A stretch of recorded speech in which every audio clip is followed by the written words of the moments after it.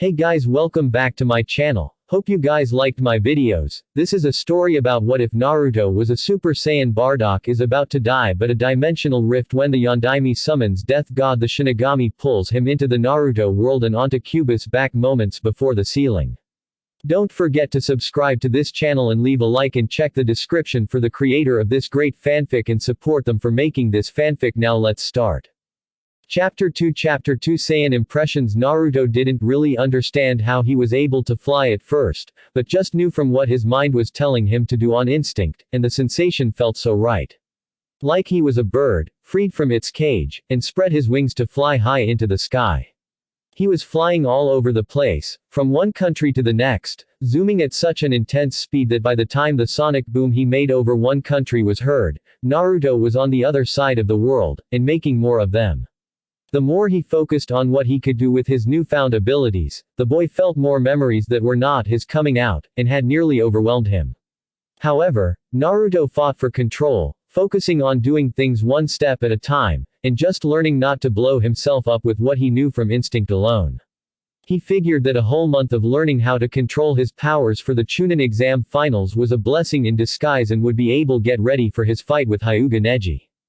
Suddenly stopping in his training in the ways of flight, the blonde remembered what Neji had done, what the boy had said about losers always being losers, and saying fate is fate. It just was total bullshit. If what Neji said had ever been remotely true, which it was not, then Naruto wouldn't even be a shinobi right now, and be a dead nobody just like everyone wished since his birth. Well, almost everyone. Hinata seemed to liked him for him.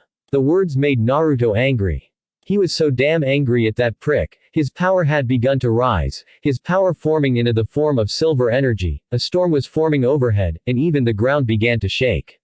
Letting out a yell that echoed throughout possibly half the world. Hearing it, Naruto unleashed his power, and feeling a need to vent it out on something worth hurting. Looking down, he just so happened to be over water country, which he also realized that this particular country held the mist village where Zabuza and Haku were from. The memory of the two and their deaths brought even more pain to his heart. Naruto had hated what had become of the two before their encounter with him, having to sleep with one eye open, never knowing if you'll be killed at any moment by Hunter Nin from Mist, and all for not fighting for a sick kage with a distaste for bloodlines. The mere thought of the Mizukage no doubt laughing with it. The news of Zabuza and Haku's death made the Saiyan blood in him boil to untold heights. Those two deserved better than what they got from that bastard of a cage, and Naruto had every intention of seeing to it the Mizukage understood that, painfully. Flying downward, Naruto crashed down into the middle of a forest region not far from the Mist Village, and sensed for power levels in the general area. Finding quite a few of them not far from his position, Naruto sensed they were in the middle of a fight from the spiking, and the sense of bloodlust slowly making its way to him. Curious, the blonde made his way to the fighting, seeing a red-haired woman fighting a group of masked shinobi, which Naruto knew from his own experiences in the Leaf to be Anbu, and had every intention of killing this woman. Pathetic, said Naruto walking towards the group, and everyone was now looking at him. Who are you? Said one of the Anbu.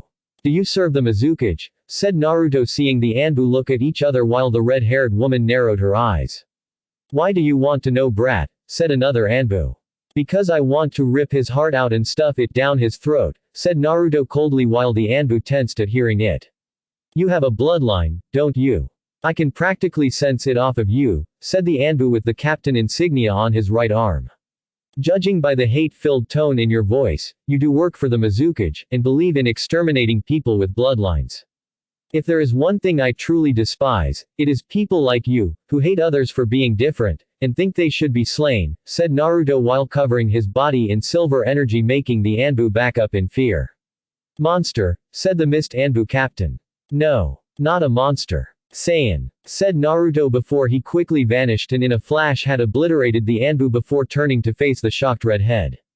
Who are you? Said the woman in shock, awe, and fear. My name is Uzumaki Naruto, and like you I've got a beef with the Mizukage that needs to be settled, said Naruto, seeing the woman nod slightly and accept the hand he offered. Though mere seconds later, the two were surrounded by another group of shinobi, but they were different from the ones Naruto just killed, and seemed to ready to defend the woman rather than kill her. With a simple motion of the woman's hand, the group stood down, and lowered their weapons though they were clearly on alert should that command change. My name is Tsukuyomi Mei. I lead the resistance against the Mizukage and his supporters for some time now. He's been trying to kill me for months after learning I had not one, but two bloodlines, and won't tolerate someone like me being alive to oppose him, said Mei, as she saw Naruto was impressed, and she had to admit the Gaki was quite the looker for someone his age. She could only imagine what he'd look like at just a few more years. Then you just gained yourself a powerful ally. The enemy of my enemy is my friend, said Naruto seeing the woman smile at him. Before we continue this conversation further, Naruto-san, I'm curious as to what is your reason for wanting the Mizukage dead, said Mei while Naruto just seemed to lose all of their playfulness. It's because of the Mizukage that two people I respected had to leave mist. Perhaps you heard of one of them. Momochi Zabuza, said Naruto with the group instantly having weapons at the ready, and Mei was surprised to hear that name. And how is Zabuza and his rumored subordinate, said Mei carefully while her men now looked ready to fight him. They're both dead. Haku went down protecting Zabuza from Hitaki Kakashi's attack and Zabuza from his injuries before killing the backstabber that was his employer, said Naruto before he told Mei what happened, how the two had been his enemies until the end, and how it was unfair for them to die. I see. At least Zabuza got his revenge for the girl. But why do you blame the Mizukage for their deaths, said Mei seeing Naruto shake his head. You misunderstand. I don't blame the Mizukage for their deaths. I blame the Mizukage for doing everything that led to them leaving Mist and making their lives miserable since then. Running constantly from Hunter Nin, never truly being able to breathe for letting down your guard even once could bring about death, and living off the scrapes life throws just to get by. They both deserved better than that, said Naruto seeing Mei nod and once again command her forces to stand down. I knew Zabuza well before he left. In fact, he could have sold me out, but chose not to, and for that I've done my best to misdirect Mist Hunter Nin until recently. The Mizukage caught on and decided to dig around before learning what he needed to send them after me, said Mei seeing Naruto nod and then grin. Well, this is your lucky day, Tsukuyomi Mei. Not only does the Mizukage fail to kill you, but he now has to deal with me, and I am not in the mood to be merciful, said Naruto coldly at the end.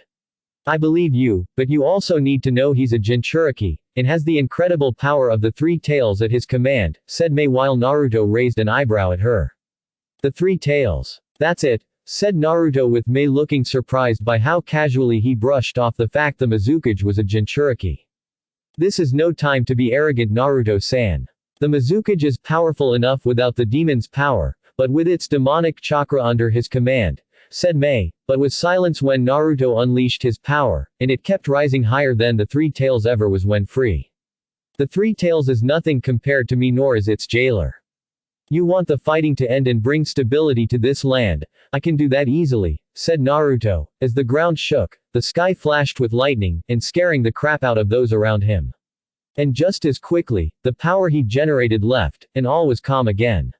And, in exchange for this generous action, said Mei having regained her voice after a short few minutes.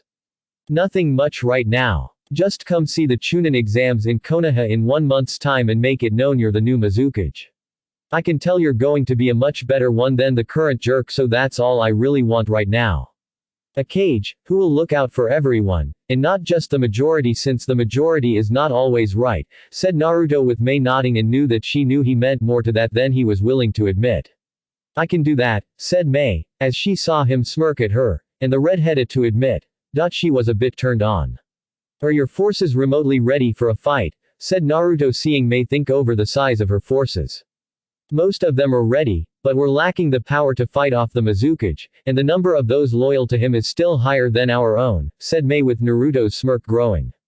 Get your troops ready, Tsukuyomi Mei. The strength you need has just arrived and you're looking at him, said Naruto before turning around and heading for Mist. Tsukuyomi-sama, are you sure it's wise to trust this kid?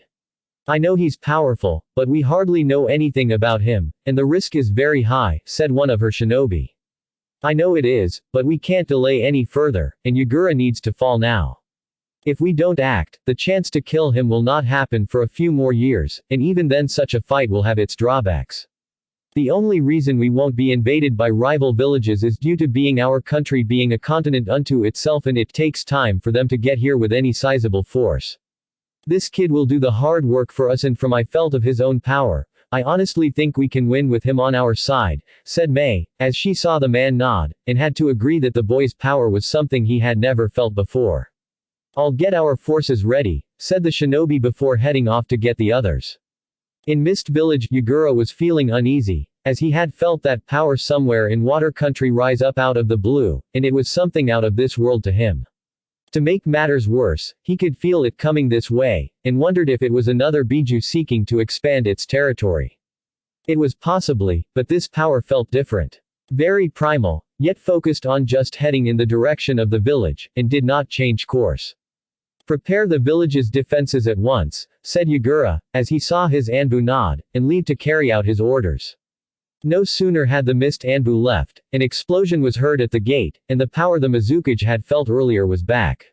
The sound of fighting was heard in the village, as his shinobi were fighting whatever had made its way here, and when Yagura arrived on the scene he was surprised to see it just one person. A boy with a monkey tail, from what he saw, with it being used to smack one of his shinobi through a building. How could a boy have so much power inside of him? Was he a Jinchuriki too? Sent by his masters to crush the mist because so many losses over the years had weakened them significantly? Maybe. Possibly. Judging from your robes, you're the current Mizukage, and the tem responsible for the suffering of the people in this country with bloodlines, said Naruto with Yagura nodding his head. I am. Who are you? Are you a Jinchuriki? A weapon sent by your cage to kill me and Conqueror Mist, said Yagura while Naruto just laughed. My name is Uzumaki Naruto, and yes, I am a Jinchuriki just like you. I'm also from the leaf, but the Hokage didn't send me, and no, I am not weapon, said Naruto, seeing the man's eyes widen slightly. Konoha. From what I know, they defeated Kyuubi, and since you admitted that you are a Jinchuriki, then that means the Kyuubi is sealed inside your body, concluded Yagura, as it made sense given how the Kyuubi attacked all those years ago, and that would be sealed by the Yondaime Hokage. Correct. Since then, I've been through a whole bunch of crap because of idiotic people that think they know better, and that I should be put beneath them. Not for long though, said Naruto grinning at Yagura.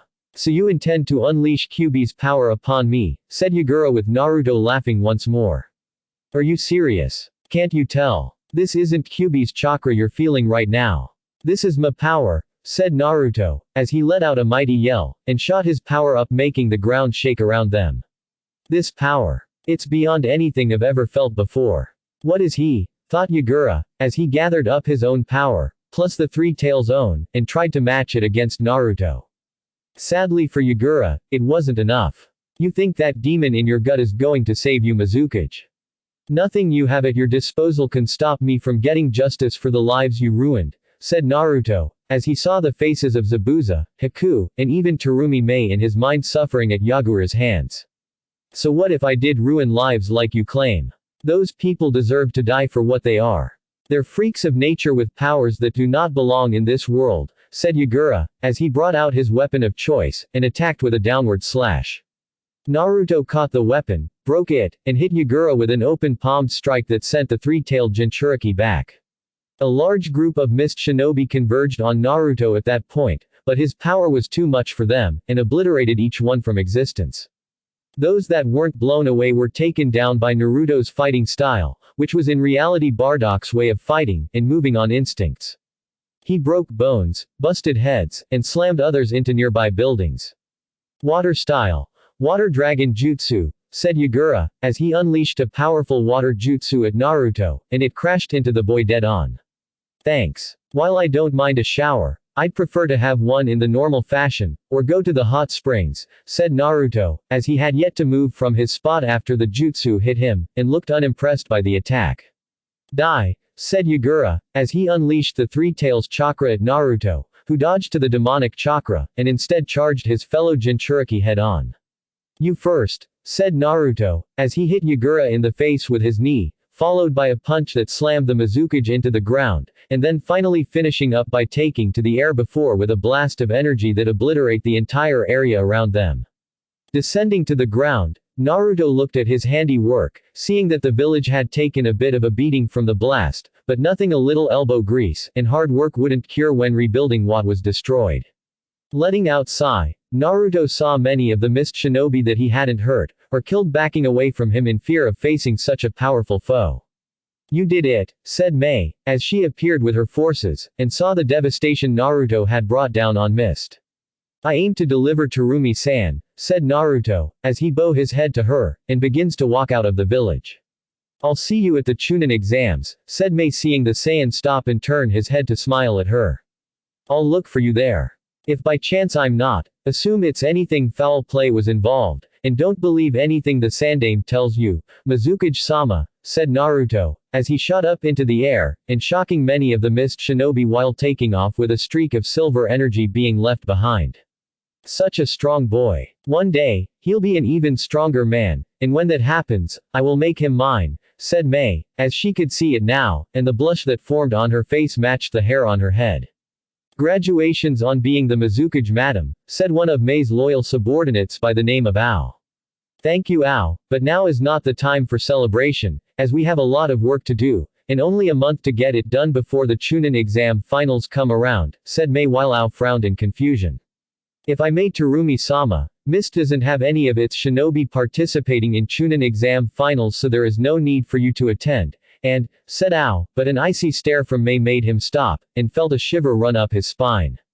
"Our ally, who is responsible for succeeding ahead of schedule, is participating in them in 1 month. I want my position in being the new Mizukage of Mist to be strong enough by then that I can leave the village to see him, and if it's not, I'll just have Naruto-kun kill you," said Mei before her face goes from cold to sweet with a smile and goes skipping off to Mizukage Tower while Ao can only sweat drop.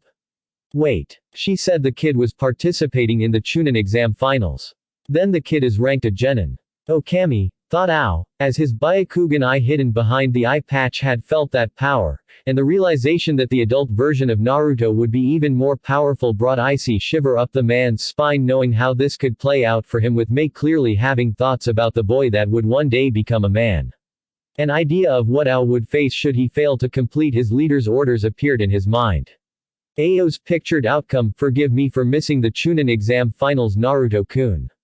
Aotem dragged his feet and I was held back by my duties as the new Mizukage on account of his incompetence," cried Mei into the blonde's shoulder, and Naruto comforting her. "I understand, Mei-chan. I don't blame you. I blame your subordinate, and I don't like to see such a beautiful woman cry because of his stupidity," said Naruto, as he comforted her, and glared at a frightened Ao. "Really? You don't hate me?" said Mei with Naruto smiling at her. "No. Of course not, Mei-chan. Now your subordinate, on the other hand, do you have a suitable replacement in the event of his death?" said Naruto while Ao began to sweat even more out of fear. "Yes. I had to in the event he died during the rebellion against Yagura," said Mei before she got a kiss on the forehead by Naruto, and the blonde turned his attention to Ao. "That's all I needed to hear. Don't worry though, Mei-chan, I'll help you until your new subordinate is broken in, and who knows, maybe we can spend time in your office after hours," said Naruto while shooting energy at Ao, who was doing his best to dodge the explosive orbs, and crying out for mercy. "Oh Naruto-kun, you say the sweetest things," said Mei, as she held onto his left arm, and watched him blow up Ao while gushing as he did it. End of pictured outcome. "I have work to do," said Ao, as he moved like the Kyuubi, and the Shinigami were both after him. Konoha Hospital. A few days later, Naruto landed on the hospital roof, as he felt that landing in front of the building on the ground where the public would see him wasn't the smartest move, and decided that the stealthy approach and seeing Hinata was best. Of course, he forgot that the floor Hinata was where the more severe patients rested had doctors and nurses running around to get the injured back on the road to recovery. Once they saw him, they screamed in fear, and took off to find a shinobi to report his whereabouts so they could take him away. Upon reaching Hinata's room, he stopped to hear voices, or rather what was a voice of a man in the room putting down the girl that had fought so bravely against her own cousin. Silently opening the door, Naruto saw Hyuga Hiashi berating his eldest daughter for losing to a branch family member, and that such an act was unforgivable in the eyes of the clan. Hiashi was so into his tirade about how Hinata was a failure, how she would watch her cousin kill the demon brat, and remove the demonic taint that had plagued Konoha for too long. "Are you listening to me, Hinata? Or are you too deep in your own little world involving that boy?" said Hiashi with his eyes active, as he stared at Hinata, who was in no real condition to face him, or his harsh words that demanded she crumple like a cheap folding chair being sat on by a sumo wrestler. Do you enjoy putting your own daughter down, Hyuga? Said Naruto with Hiashi quickly spinning around to see him while Hinata gasped at seeing him. You. Get out of here before I show you just how lethal a Hyuga can be, said Hiashi while fighting back the pain his eyes felt when seeing the boy's energy shining brightly in front of him. Spare me the Theatrix, Hyuga head. You have neither the right nor the power to end me with your skills. I can see those eyes of yours are straining to even look at me when active. What makes you think they can help land a lethal blow at close range when they can barely help you look at me now? Said Naruto while Hiashi looked livid despite the fact his words were true. I'll kill you, boy. I do not need my eyes to destroy your heart with my gentle fist, said Hiashi while Naruto smirked at him. I'm sure you'd love to try, said Naruto while motioning Hiashi to come at him. Die, boy, said Hiashi, as he had to deactivate his eyes when moving forward, and aimed for Naruto's heart. However, Naruto was neither in the mood to deal with such a fool, nor did he want to at the moment, and simply dodged the strike before breaking the man's arm. He then kicked the man literally in the ass and sent Hiashi flying into the wall to leave a body imprint before the man fell onto the floor. I have a better idea, tell your dumbass nephew he's next, and to pray I'm in a good mood when we fight, said Naruto before shutting the door on him and turning to face Hinata. I'm sorry, said Hinata, as she buried herself more under the covers, and looked away from him. You're sorry. For what? Said Naruto walking over to her and sat down in a nearby chair after pulling it over to him. For being weak in front of you while my father was here. I wanted to say something. I really did, but, I don't, said Hinata, as she looked away from him, ashamed of her own shy nature, and not sticking up for herself. I know. It just proves how strong you were fighting Neji. If your father treated you like this most of your life, then it's no wonder you've had confidence issues, and hesitant to do anything. You're always afraid to do anything knowing your father will most likely hate any decision you make regardless of whether it's right or wrong, said Naruto seeing the Hyuga girl nod since that was true regarding her father. Nothing she ever did pleased him. She could be named Hokage and he would put her down in some manner. I don't feel very strong, said Hinata with Naruto just smiling at her. Physically, you are as you should be, in recovering from your injuries. Mentally, you should feel a bit better, and a weight being lifted off your shoulders, said Naruto while Hinata looked confused. I should, said Hinata with confusion. Of course. You fought and held your ground. Almost everyone expected you to give up after hearing Neji's words. Yet you stayed, said Naruto seeing Hinata shake her head. I only stayed because of what you said to me, explained Hinata with Naruto smirking at her. Sometimes we need helpful push in the right direction to get started on the path we wish to take.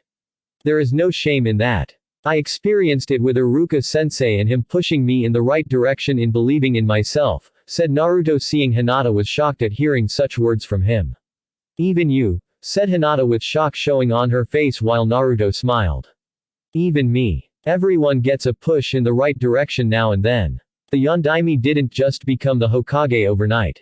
He probably had a foot kick him in the ass multiple times before even becoming a tenth of what he was, said Naruto seeing Hinata nod since she knew that was true. I just wish my father understood that, said Hinata while Naruto shook his head. I doubt he will, Hinata-chan. Just rest and train in getting stronger when you're feeling better. You got the stuff needed to become a great warrior. All you need to do is believe in yourself and you'll be halfway there, said Naruto before turning around to leave the room. Do you believe in me? Said Hinata seeing Naruto look back at her. If I didn't believe in you, Hinata-chan, I wouldn't be here telling you otherwise, said Naruto before leaving the blushing girl to her own thoughts. Naruto, said Kakashi with Guy also beside him on his way to see Lee. What do you want, Cyclops? I'm going to see Lee now, said Naruto before turning to face the man currently glaring at him. The Hokage demands your presence. Now, said Kakashi making the boy know this was not up for discussion. The Hokage had convened the councils and clan heads within the hour of Naruto's act of rebellion against the third.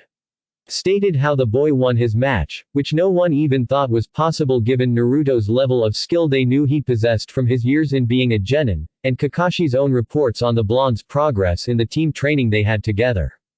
Not that Kakashi ever trained him in anything with the exception of tree walking, which wasn't much in itself due to the Junin's favoritism and bias against the young Uzumaki.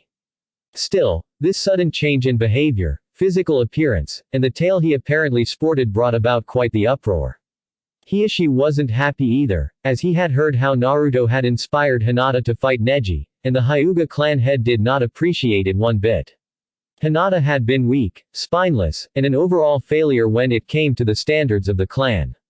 If Hinata couldn't fight her branch family member for a cousin without such clear hesitation beforehand, then she was in less, and should just be banded as one for the end result, making the main family appear weak. It could inspire the branch family to rise up, cage bird seal be damned, and overthrow the current hierarchical structure the Hyuga clan was founded on from the start.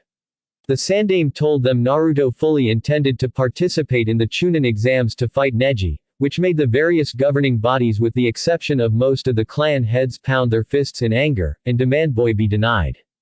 Give it someone else, even one from another village, just to show the brat that they would go so far in denying him the right to advance by giving the opportunity to someone else not from the leaf. The Sandaime told them such an act would get the attention of the clientele and the many daimyos from other lands asking too many questions on the changes to the roster. While they could keep things under wraps for a time, daimyos had resources of their own that could easily find out the truth, and thus make things worse for the village. For now, it was better to have Naruto participate with the potential clients thinking he was a loyal leaf shinobi, and then handle the boy afterwards with a cover story they could sell. Oh, now the Hokage gains a spine. Did the councils give it back to him for this one day only? Said Naruto, seeing Kakashi's eye narrow at him. That's enough, Naruto. Come with me. You can visit Lee later, said Kakashi, about to put a hand on Naruto's shoulder. Touch me and you lose an arm. That is not a feat. It's a promise, said Naruto coldly while Kakashi hesitated for a second and clearly gauging just how real the threat really was. The Hokage wants you in his office in 5 minutes, Naruto. Don't be late, said Kakashi while Naruto just scoffed. No promises, master of tardiness, said Naruto walking away to Lee's room with Guy beside him. Lee was grateful for your intervention when I spoke to him last, Naruto-san, said Guy with Naruto nodding and reaching Lee's room.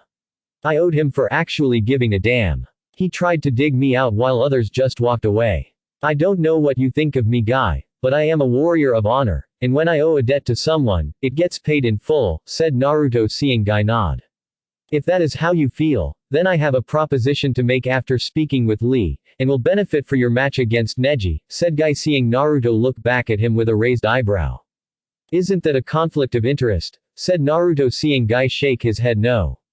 Neji may be my student, but I am not allowed to teach him taijutsu, and I know only so much about his bloodline that his clan allows in order to give some kind of training. He spars against Lee, but Neji doesn't understand that Lee is able to hold his own against him with his handicap of not being able to use ninjutsu, or genjutsu due to the lack of chakra reserves, said Guy with Naruto nodding in understanding. Well, regardless of your reasons for helping me with my match with Neji, I'll accept it since taijutsu is something I'd like to work on, and just need to know when to show up at what time, said Naruto, as he felt his fighting ability was great, but something honed in the ways of close combat, and refined with finesse would be better than the brawling one he was using now. His Saiyan instincts once more telling him that. Lee, my youthful student, you have a visitor, and soon to be a fellow student learning the flames of youth, said Guy while Naruto held back the tick mark on his forehead. As long as there is no spandex involved in the training, and no touching the hair, said Naruto with his soon-to-be teacher reluctantly agree to that. It's good to know there will be another student of Guy-sensei aside from myself. Once I am healed, I would be honored to be your sparring partner and trusted friend, said Lee, as he extended his hand, and Naruto took it without hesitation. Same here, Lee. Rest up because you're going to need it when we do got it, said Naruto, as he shook the boy's hand, and left the room. He was about to find the nearest window to fly to the Hokage Tower when a noise caught his attention and the blonde Saiyan decided to investigate. Kicking down the room door, Naruto saw the girl Tsuchi-kin being taken away by 3 masked shinobi with the kanji for root on them, and turned to face him in realization they had been caught. It's the demon, said one masked shinobi holding Kin's right shoulder.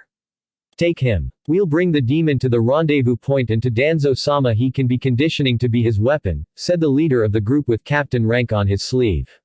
Before the shinobi in the room could carry out the order, Naruto was upon them, kneeing one root shinobi in the gut that sent him through a wall, crushing another after punching the masked face with his fist, and finally stared at the leader of the trio. The man had a kunai to Kin's neck, as she struggled with what strength her body possessed, but it was difficult due to the sedatives given earlier, and the blade to her throat wasn't helping much. I'm almost late to an appointment with the Hokage, so I'm feeling merciful right now. Drop the girl and walk away. If you don't, you die, said Naruto while forming a silver ball of energy in his hand. I'll take my chances and leave with her, said the root captain, as he glanced at the window behind him, and knew the timing for leaping out would need to be just right. Your funeral, said Naruto before moving too fast for the root captain to see, grabbed the hand with the kunai in it, watched with amusement while the fool struggled against his strength, and slowly moved the limb away from Kin's neck. That's impossible, said the root captain before crying out in pain when his arm was viciously broken and kicked into the wall while Kin fell to the floor.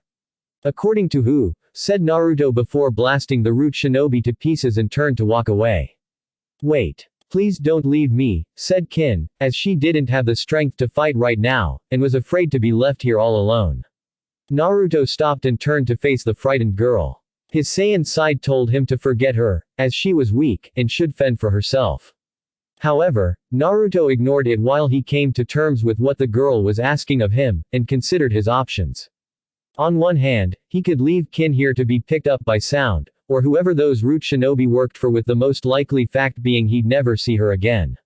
But on the other hand, in terms of principles, if he did that, then Naruto would be no better than the bastard that screwed him over in life, and the Saiyan was not about to become like them. He'd kick their ass and most like kill them. But never stoop to their pathetic level of abandonment of another person when they needed it. His Saiyan pride wouldn't let him be like them. Picking up the girl, he went to the window, and took to the air before making a quick stop at his apartment to put Kin on his bed. Finding some of his old, yet clean orange-colored clothes since Kin was wearing only a hospital gown, he threw them onto the bed for her to wear, and headed for the window once more. When you've recovered enough to move, wear that since it's all I've got right now, and don't try leaving since it will only get the attention of those that tried to take you earlier. When I come back, you will tell me everything I want to know, and if you lie if only once to me, I'll throw you out in the street to be taken by more would-be kidnappers. Do you understand? Said Naruto, seeing Kin nod weakly, as she knew her life was in his hands, and to betray him would mean facing the Saiyan's wrath. Yes, Naruto-sama, said Kin, as she clearly remembered him from the Chunin exam preliminaries, coming in with the scrolls and headbands of the shinobi that he found in the Forest of Death after her team's encounter with his own. Naruto will do for now. I wouldn't eat anything in the fridge. I haven't been here for about a week, so if you're remotely hungry, then I suggest you suck it up, and wait for my return with something edible, said Naruto before going out the window and into the sky without another word. Hokage Tower at the moment, he's late. I knew Kakashi should have just taken the boy and brought him here, said Kaharu, seeing Homura nod in agreement.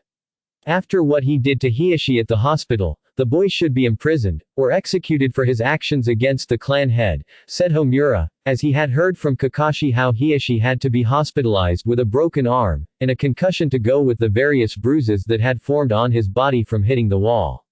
Considering how Hiashi treated his own daughter, I'd say the Tem deserved the beating, and the Uzumaki Gaki deserves a medal, said Tsume, as she was proud of Naruto for doing what he did, and stood up for the shy Hyuga girl.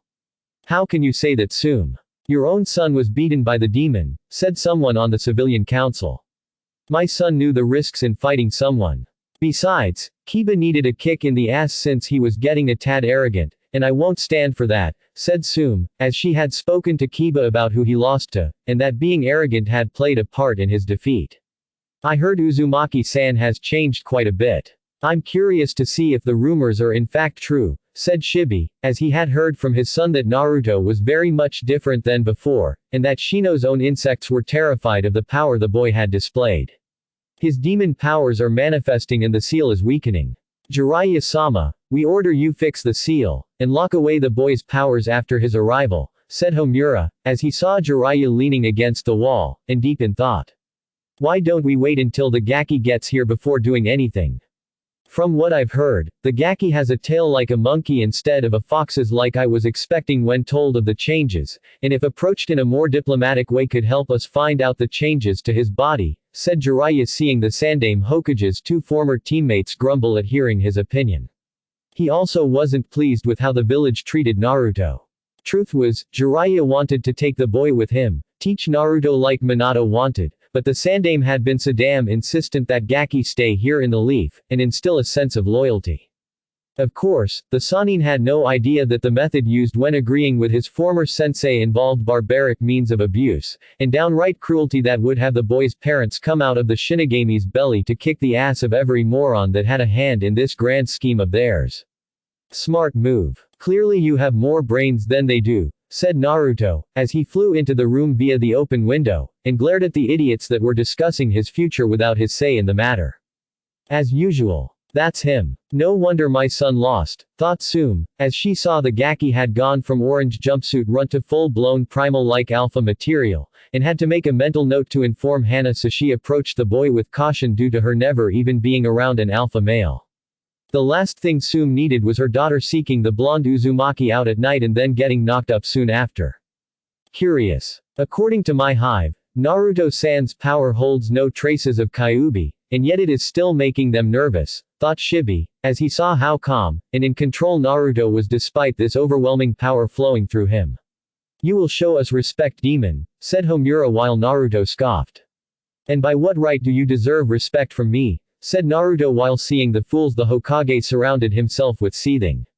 We are your betters. You will show us respect and submit like a whipped dog should, said Kaharu was while ignoring the growl from Tsume while Naruto just laughed. My betters. And here I thought you fools didn't have a sense humor. You all sit there, behind this table, hands clasped in front of you on it, glaring at me with your beady hate-filled eyes, and basically saying submit to our demands because I sit here. You think that your position gives you power over me. The kind of so-called power you possess is not the kind of power needed to even make me nod my head in your direction. It's not even power, said Naruto, seeing the councils pounding their fist in anger, glaring at him further, and saw the Hokage looking to Jiraiya for help. Okay. Calm down before you all break a blood vessel. Naruto, the Sandaime had me come here because he feels the seal holding Kyuubi is weakening, and is influencing you in some way. Being a seal master and the sensei of the Yondaime Hokage, I need to inspect it to ensure that's not the case, said Jiraiya while Naruto now turned to face him. You taught the Yondaime Hokage. You were his sensei, said Naruto curiously while taking a step toward the Sannin. What? Didn't the Sandaime tell you? I'm not only his sensei, I'm your godfather too, said Jiraiya with a smile, but it left when the Sandaime winced, shaking his head, and the look on Naruto's face looked like it could blow up a mountain.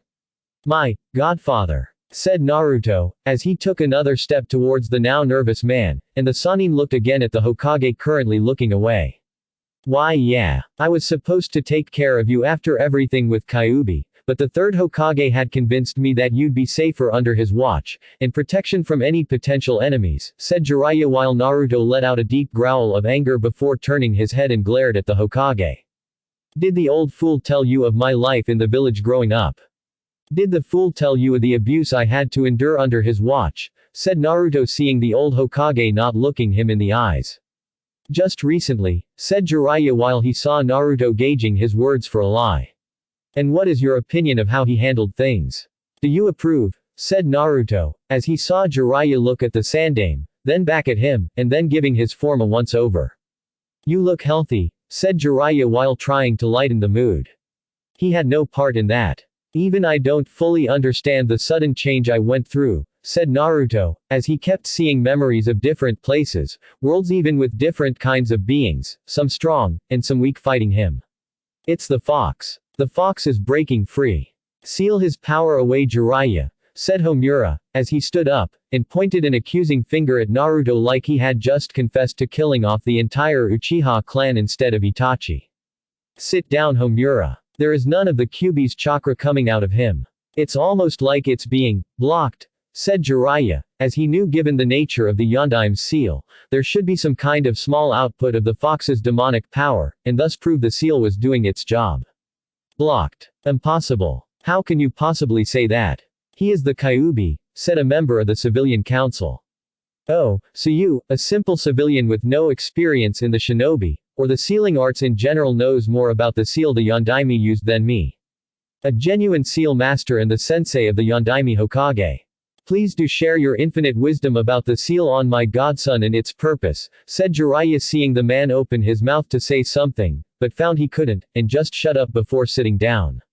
So that's what Snake did, said Naruto more to himself than Jiraiya.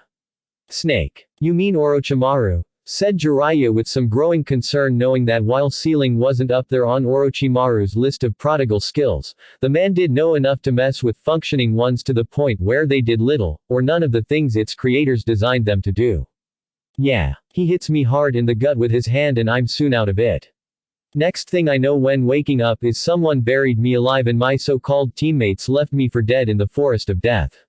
So much camaraderie and bonding as a team, isn't that right, you old fool? Said Naruto, seeing the Sandaime look away while Jiraiya glared at the Hokage for not telling him that part. Naruto, I need to see what Orochimaru did to your seal, and fix it before what he did possibly becomes harmful to your body, said Jiraiya, seeing Naruto gauging him for lies and deceit on his part. I suppose. But know that if you are trying to do something that will take away what has been a blessing to me, then a curse, I'm going to beat you within less than an inch of your life, said Naruto before he sat down in a nearby chair and raised his shirt so Jiraiya could carefully inspect it. That's what he did. Orochimaru blocked off access and basically disrupted your chakra from functioning properly, said Jiraiya, but still found it interesting that such a seal overlapping the original was not working like it was intended, and the boy changing into what he was now. Remove it, said Naruto, simply knowing the sooner it was off the better. No. The Kyuubi's power must be denied to him. That is the only way the brat can stay in the Chunin exams, said Homura, as he glared at the boy, who glared back, and let out a primal growl.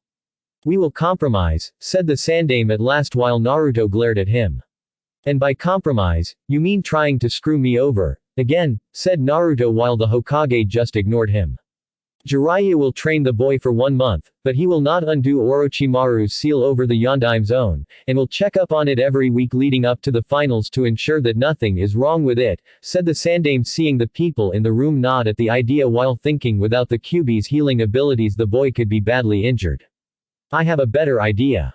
Jiraiya fixes my seal or I rip your heart out, said Naruto while he glared at the Sandaime.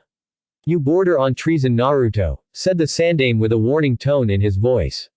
No more than you did with me when you told everyone about the Kyuubi and then tell them to do something they had no intention of doing in regards to keeping silent about the fox. How many people did you actually punish for breaking that law, old man?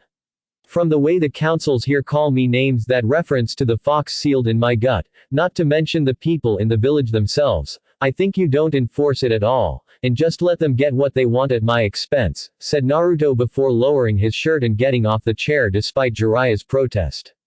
That's not true, Naruto, said the Sandaime, but the boy quickly grabbed the table that in a sense connected all the various branches of Konoha's government together, and threw it up through the ceiling like it was ball filled with air.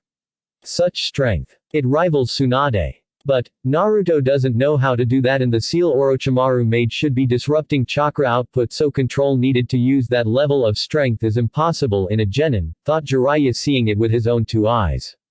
Is it? The people in the village hated me for over a decade, yet when I asked why they did after less than half of that time had gone by, you told me it was something that wasn't my fault, and that they would stop if given time. Well, old man, they didn't stop.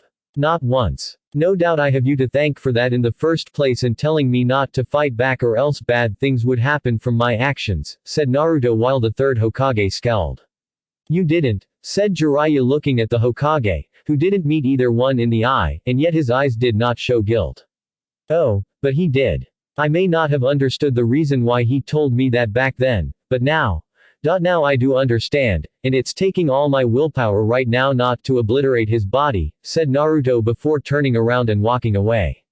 And where do you think you're going, demon? Said Koharu in a stern voice of a woman that didn't like seeing someone turn away from her like she was insignificant. I don't have time for your decrepit bullshit or the politics behind it in seeking to control me like some animal on a leash. I'm going to train for the Chunin exams and I'm going to kick the crap out of everyone I face there. It doesn't matter if I'm facing Hyuga Neji, Uchiha Sasuke, Sabaku no Gaara, his father, the Hokage, or even the Yondaime back from the grave. Do you know why that is? Because I just don't give a flying fuck, said Naruto before flexing his power and causing half the room to be destroyed by it before flying off. If Jiraiya was serious about fixing his seal, then the Sannin would do it, and not complain after Naruto gave him a good beating for his involuntary neglect. After all, the man could have visited every so often regardless of what the Sandaime told him. This is an outrage. We order you to seal up the boy's power and then throw him away in prison cell to rot until we can safely extract the Kyuubi to put in a much more obedient vessel, said Kaharu while Jiraiya shook his head. You idiots just don't get it. Only an Uzumaki can hold Kyuubi's power, and even then it has to be an infant with a seal master of my level or the Yondaimes even to make such a thing happen. I like living, so me sacrificing my soul to the Shinigami is completely out of the question. Now if you'll excuse me, I have to find my godson, and fix his seal so it can go back to absorbing Kyuubi's chakra again, said Jiraiya, as he leapt out the window, and ignored the shouts of the fools there trying to command him. Naruto's apartment. Sometime later, Kin had finally gained complete control of her body, as it was no longer sluggish from the sedatives those so-called doctors gave before the root shinobi came in, and tried to take her away. They had been talking about taking her to someone named Danzo, who was going to help his business partner in acquiring Kin for something important, and involved the Chunin exam finals. Kin didn't know what it was, but the only person she could remotely think of that would want her for anything was Orochimaru, and even then the Sannin no doubt had plans for doing something nasty. I'm not his pawn anymore. I won't be used by him like that, thought Kin, as she sensed someone powerful headed her way, and quickly hid in the shadows of the room just in case it was an enemy. You can come out, Kin. I brought some food, said Naruto, as he took out an apple from the bag in his hand, and tossed it to the girl. So how'd it go with whatever it was you were doing after dropping me off? Said Kin, as she ate the apple quickly, and was tossed another before wolfing that one down too. Neither bad nor good. Now why was it those guys tried to kidnap you from the hospital? And don't lie to me. I've had enough people do that already and I'm not in the mood for someone else doing it to me again, said Naruto seeing Kin nod before he put the bag of food down on his kitchen table. I don't know why they needed me. Just that they served someone named Danzo. I think the man is someone in your village and he's pretty high up to have shinobi working for him, said Kin while Naruto scowled at the name. I think I know who he is. I'll have to ask a source who knows Konoha history. What else do you know? Said Naruto with Kin thinking things over in her head. I know they were going to meet up with Danzo and his business partner. I think they were referring to Orochimaru since, said Kin while not finishing the sentence. Since you served him in terms of entering the Chunin exams for a mission of getting through the forest of death that would allow him set his plans in motion. Whatever he's planning, the Chunin exam finals will be his target, and you were meant to be used as a sacrificial pawn to make it happen. Danzo will have to come up with an excuse for not successfully acquiring you, and if he can't, a sacrifice of his own will be made to ensure their combined plan succeeds, said Naruto with Kin now looking at him with a raised eyebrow. And how do you know that? Said Kin curiously. Because it's what someone does to prevent a partnership from falling apart when you do not want it to just yet. It's strategy pure and simple. You have a partner in crime, he gives and takes while you do the same in return. Working together to achieve the same goal in taking down a village, but the thing about partnerships is they don't last very long when the objective they work together in completing is a success. One will turn on the other so the other doesn't share. The other will expect it, succeed in preventing the betrayal from being a success, or the betrayal will succeed with the victor getting all the spoils, said Naruto with Kin looking surprised by this. And how do you know that? Said Kin with more curiosity in her voice with a hint of skepticism. Because I've been around these people my whole life. They betrayed the Yondaime by trying to control me through abuse and the power sealed within me. They'll betray each other within and without of the village for that single yet potent word that brings about a person's desires. Power. Said Naruto before moving to the wall by his window, put his hand through it, and pulled what he caught from the other side. Which was Jiraiya of the Sannin and the man's neck in his hand. Wait. I'm on your side, Gaki, said Jiraiya while feeling like he was caught in the vice grip of his old teammate. You have funny way of showing it by spying from outside and I'm not laughing, said Naruto with his grip on the Sannin's throat not lessening in the slightest. Sorry. It's part of my profession. I'm a spy master and like all things when it comes to spying we have to stay out of sight, said Jiraiya while pleading with his eyes for Naruto to let him go. You're also supposed to be my godfather and that is supposed to takes priority over just about everything else you may be skilled in. Or did the thought of checking up on me ever cross your mind? Said Naruto seeing Jiraiya wince at his words. I was busy with my spy network during that time. Sensei wanted me to protect Konoha from outside threats and gave me reports on your activities in the village. I thought they were accurate when they stated you were happy, said Jiraiya while feeling the grip on his throat get tighter. Perhaps you should focus your spies inward at the village itself. I take it from what you heard outside that there is a conspiracy aimed at taking down the leaf, said Naruto with the Sannin finally being freed from his grip and gasping for air. Yeah. The man you heard the girl here named Danzo is the Sandaime's former rival for the position and commanded the Root Shinobi division that worked from the shadows before Sensei ordered it to be disbanded. He feared them being loyal to Danzo over that of himself and wanted them reintegrated back in Konoha's general shinobi populace. To many, Danzo is considered a diehard patriot of the Leaf, and believes any potential threat to Konoha must be killed without hesitation, said Jiraiya while Naruto scoffed. And you believe this man would give up such a thing? Being the leader of an army like that is not a power one tends to surrender lightly and I think the man is spiteful enough to keep it working in secret long enough to get what he wants, said Naruto and Jiraiya just nodded in agreement. But why work with Orochimaru? Said Kin, as she knew the man hated Konoha, and if this Danzo character was Konoha's most loyal shinobi, why join his supposed opposite? Because Danzo's views of Konoha are the opposite of the Sandaime's own. Danzo wants cold, emotionless, and fanatically loyal shinobi of the village with everyone's rights that aren't to be limited so they are only a little higher up than that of slaves, said Jiraiya, as he knew that the man's ideas of what shinobi should be had been a major influence on the second Hokage's decision to make Sarutobi Hiruzen his successor, and it had eaten at the old war hawk ever since then. Personally, I don't care for either Danzo, or the Sandaime Hokage right now. What I do care about is kicking the crap out of Hyuga Neji and anyone else that stands in my way. So are you going to help me? Or are you going to stand in my way? Said Naruto looking Jiraiya dead in the eyes while Kin watched the staring contest between them. I'm not your enemy Naruto. Rest assured, I will help out any way I can, and fixing your seal being the start of it, said Jiraiya seeing Naruto nod. Let's do this outside. I have a feeling what you intend to do is going to cause a lot of damage to the surrounding area and while I don't like this particular dump, it's all I've got for now, said Naruto seeing Jiraiya frown at that. Forget this place Naruto. I know a place where you can stay and she can join us. I'll need to know everything about sound and what Orochimaru's planning, said Jiraiya while the blonde just nodded. Fine, said Naruto, as he picked up Kin, and then surprisingly Jiraiya before taking to the air for the secret location needed to keep away from unfriendly eyes. The latter of the two passengers screaming like a little girl. Omake Naruto's apartment number 2 Kurenai had heard Naruto was back in the village and had seen Hinata before throwing her good-for-nothing father out of the girl's room while in need one himself. She had seen Anko earlier too, looking like she had just tortured Orochimaru to death in a room where time and space had no meaning for either one. Though the appearance Anko was now sporting when Kurenai saw her made the Junin wonder what the special Junin had been up to before then. Knocking on the door of Naruto's apartment, she was greeted to the sight of the boy being shirtless, hair wet, and in a towel to indicate he had just got out of the shower. Kurenai for her part had to fight the blush that was no doubt appeared and regained some form of control over the brain that controlled talking. Can I help you Kurenai-san? Said Naruto, as he had been drying off when she knocked, and saw her fidgeting slightly with a red face that reminded him of Hinata.